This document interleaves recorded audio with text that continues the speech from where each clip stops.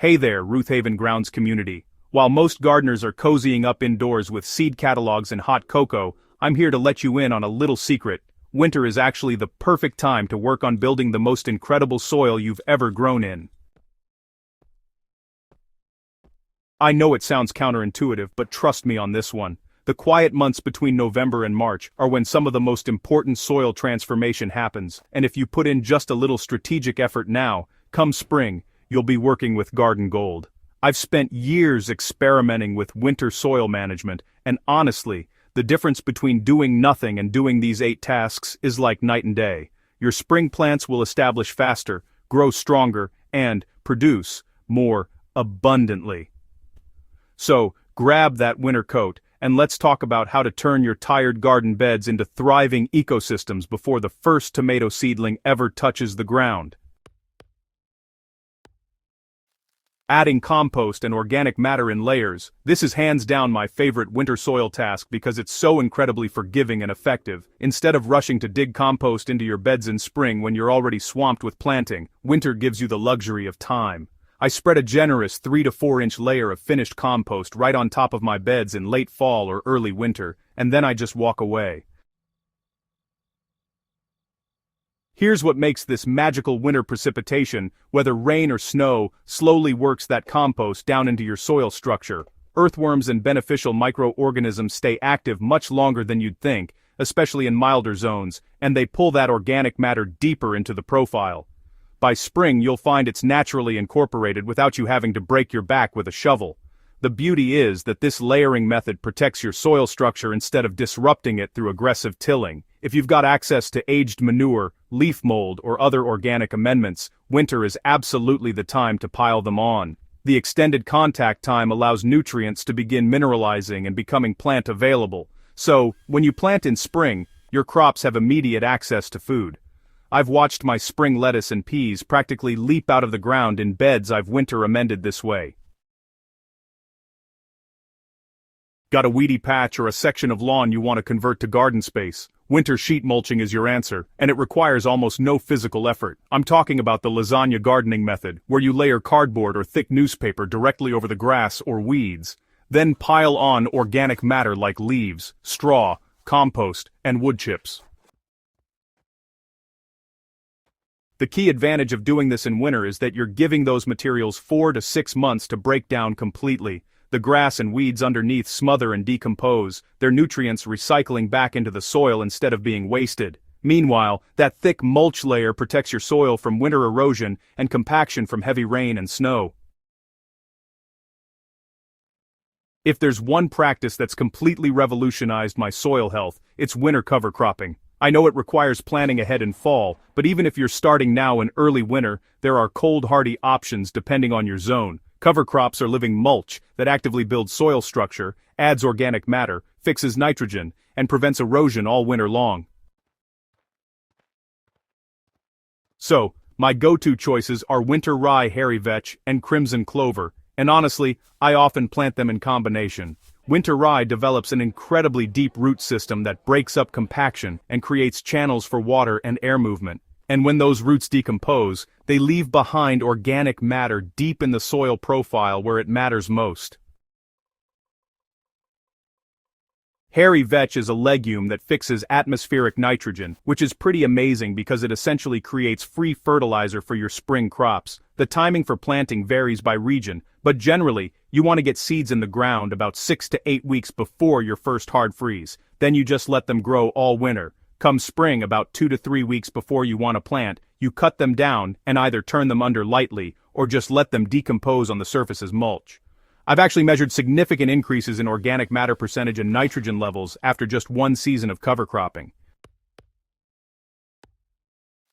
Testing and amending soil pH is something I always recommend. Winter really gives you the perfect window to address soil pH issues because, amendments need time to work. I always do my soil testing in late fall or early winter, which gives me the results when I actually have time to think about them instead of being in the middle of planting chaos. Most crops prefer a pH between 6.0 and 7.0, but your specific soil might be anywhere on the spectrum.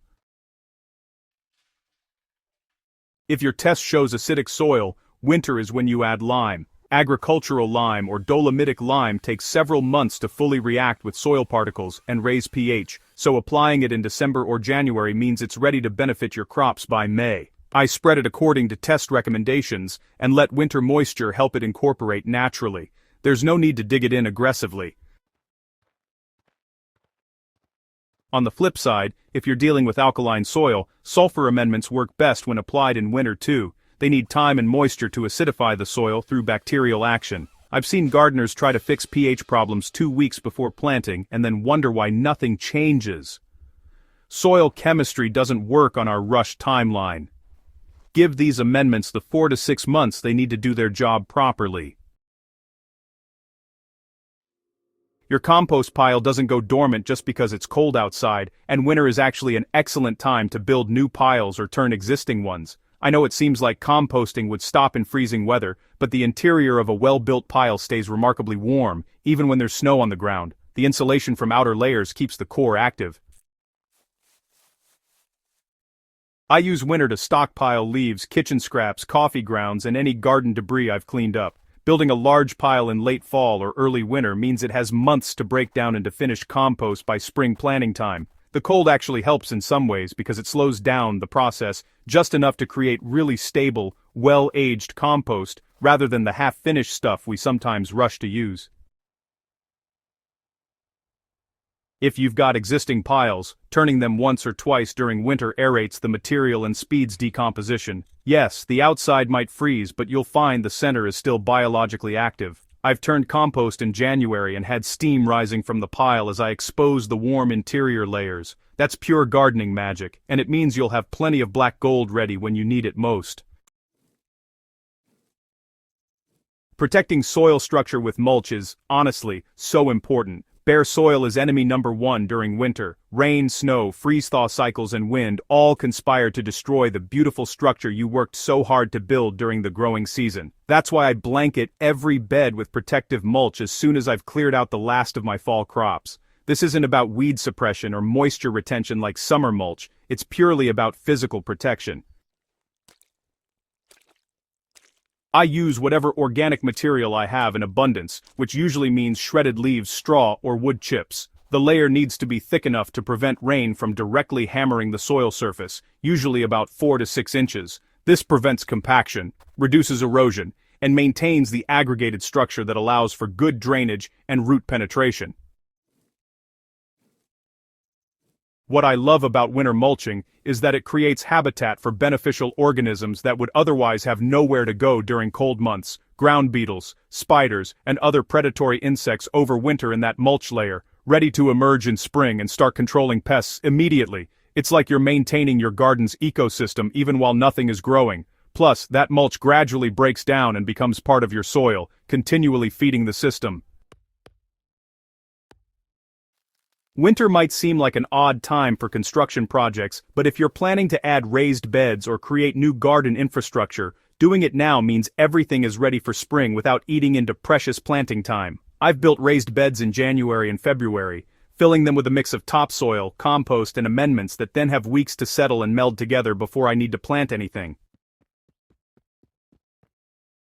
The advantage of winter construction is that your soil is often drier and easier to work with for moving and grading, especially if you catch those periods between storms. You're also not trampling on or compacting growing areas that are currently in production. I can work freely without worrying about disturbing roots or damaging plants.